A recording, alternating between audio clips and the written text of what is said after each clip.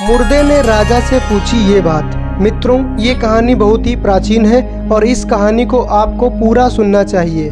बहुत पुरानी बात है। धारा नगरी में गंधर्वसेन नाम का एक राजा राज करता था। उसके 4 रानियां थीं।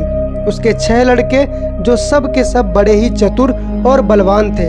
संयोग से एक दिन राजा की मृत्यु हो गई और उनकी जगह उनका बेटा शंख गद्दी पर बैठा, जो कि उन बेटों में सबसे बड़ा था।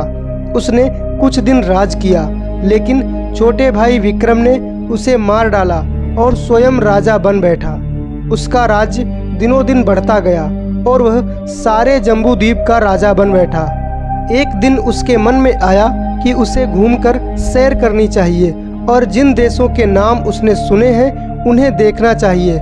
सो वह गद्दी पर अपने छोटे भाई भर्तहरि को सौंपकर योगी बनकर राज्य से निकल पड़ा। उस नगर में एक ब्राह्मण तपस्या करता था। एक दिन देवताओं ने प्रसन्न होकर उसे एक फल दिया और कहा, इसे जो भी खाएगा वो अमर हो जाएगा। ब्राह्मण ने वो फल लाकर अपनी पत्नी को दिया और देवता की भी बात बता दी। ब्राह्मणी बोली, हम अमर होकर क्या करेंगे, हमेशा भीख मांगते रहेंगे, इससे तो मरना ही अच्छा है। तुम इस फल को ले जाकर राजा को दे आओ और बदले में कुछ धन ले आओ। ये सुनकर ब्राह्मण फल लेकर राजा भर्तहरि के पास गया और सारा हाल कह सुनाया। भर्तहरि ने फल ले लिया और ब्राह्मण को 1 लाख रुपए देकर विदा कर दिया। भर्तहरि अपनी एक रानी को बहुत चाहता था। उसने महल में जाकर वह फल उसी को दे दिया। रानी की मित्रता शहर के कोतवाल से थी। उसने वह फल कोतवाल को दे दिया।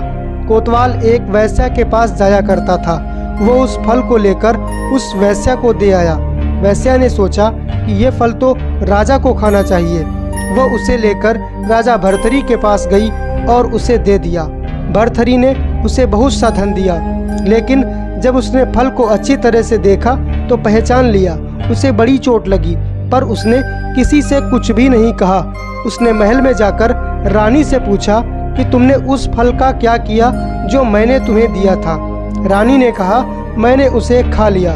राजा ने वो फल निकालकर दिखा दिया। रानी घबरा गई और उसने सारी बात सच सच कह दी। भर्तहरि ने पता लगाया तो उसे पूरी बात ठीक ठीक मालूम हो गई। वो बहुत दुखी हुआ। उसने सोचा, ये दुनिया माया जाल है, इसमें अपना कोई नहीं। वो फल लेकर बाहर आया और उसे धुलवाकर स्वयं खा लिया। फिर राजपाट छोड़कर योगी का भेष बनाकर जंगल में तपस्या करने चला गया। भर्तहरि के जंगल में जाने से विक्रम की गद्दी सूनी हो गई। जब राजा इंद्र को यह समाचार मिला तो उन्होंने एक देव को धारा नगरी की रखवाली के लिए भेज दिया। वो रात दिन वहीं रहने लगा। भर्तहरि के राजपाट छोड़कर वन में चले जाने की बात विक्रम को मालूम हुई तो वह लौटकर अपने देश में आया।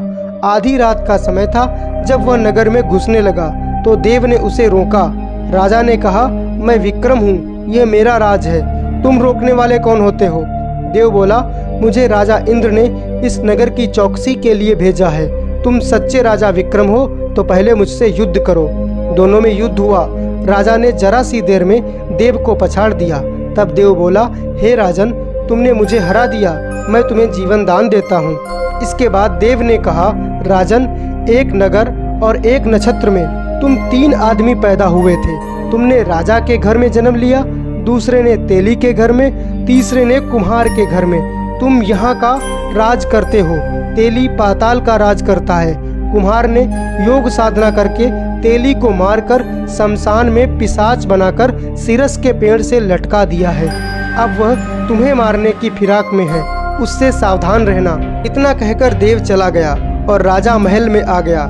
राजा को वापस आया देखकर उसको बड़ी खुशी हुई। नगर में आनंद मनाया गया। राजा फिर राज करने लगा। एक दिन की बात है कि शांतिशील नाम का एक योगी राजा के पास राज दरबार में आया और उसे एक फल देकर चला गया। राजा को आशंका हुई कि देव ने जिस आदमी को बताया था कहीं यह वही तो नहीं है। ये सोचकर उसने फल नहीं खाया, वो फल भंडारी को दे दिया। योगी आता और राजा को एक फल दे जाता। संयोग से एक दिन राजा अपना अस्तबल देखने गया। योगी वहीं पहुंच गया और फल राजा के हाथ में दे दिया। राजा ने उसे उछाला तो वो हाथ से छूटकर धरती पर गिर पड़ा। उसी समय एक बंदर ने झपट कर उसे उठा लिया और तोड़ डाला। उसमें से एक लाल निकला जिसकी चमक से सबकी आंखें चौंधिया गईं। राजा को बड़ा अचरज हुआ। उसने योगी से पूछा, आप यह लाल मुझे रोज क्यों दे जाते हैं? योगी ने जवाब दिया, महाराज, राजा, गुरु, ज्योतिषी, वैद्य और बेटी, इनके घर कभी खाली हाथ नहीं जाना चाहिए। राजा ने भंडारी को बुलाकर पीछे के सब फल मंगवाए। तुड़वाने पर सब में से एक एक लाल निकला। इतने लाल देखकर राजा को बड़ा हर्ष हुआ। उसने जौहरी को बुलवाकर उनका मूल्य पूछा।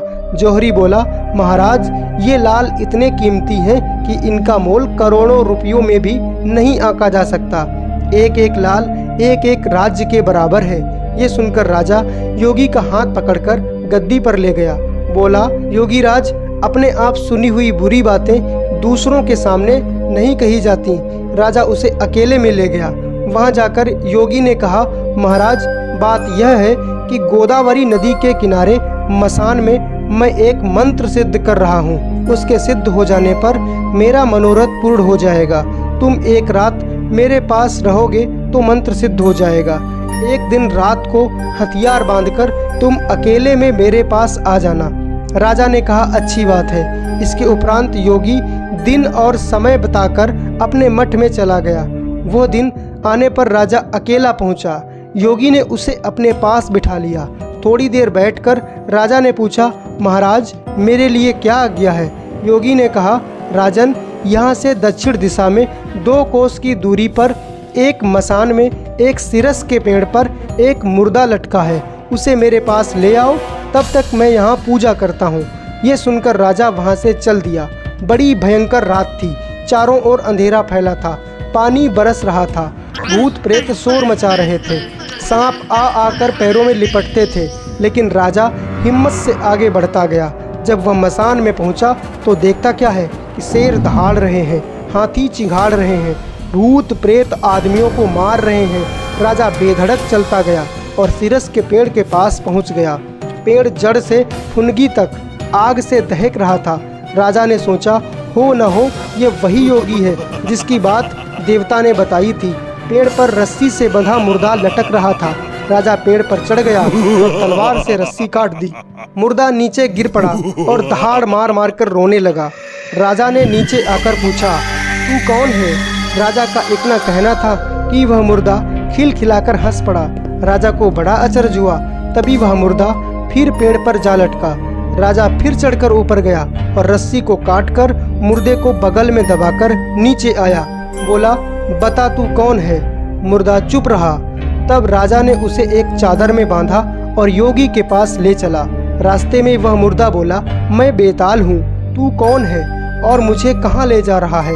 राजा ने कहा, मेरा नाम विक्रम है, मैं धारा नगरी का राजा हूँ, मैं तुझे योगी के पास ले जा रहा हूँ। बेताल बोला, मैं एक शर्त पर चलूँगा, अगर तू रास्ते में बोलेगा तो मैं लौटकर पेड़ पर जा लटकूंगा। राजा ने उसकी बात मान ली। फिर बेताल बोला, पंडित, चतुर और ज्ञानी, इनके दिन अच्छी अच्छी बातों में बीतते हैं, जबकि मूर्खों के दिन कलह और नींद में। अच्छा होगा कि हमारी राह भली बातों की चर्चा में बीत जाए। मैं तुझे एक कहानी सुनाता हूँ, ले सुन। दोस्तों, आगे की कहानी अगले वीडियो में। अगले वीडियो को देखने के लिए चैनल को अभी सब्सक्राइब करें और आपको प्रतिदिन एक वीडियो मिलेगा। मिलते हैं अगले वीडियो में, तब तक के लिए जय श्री राम।